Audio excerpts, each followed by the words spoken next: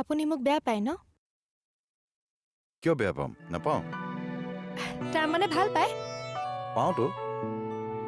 তেতিয়াহ'লে দেউতাকৰ কথাষাৰ কিয় মানি নলয়? এতিয়া সময় হোৱা নাই। কেতিয়া সময় হ'ব আৰু? 17 বছৰ বয়সৰ পাছত মানুহে বিয়া পাতে নেকি কিবা?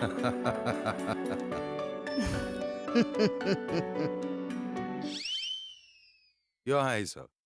আপুনি হাঁহিলে যে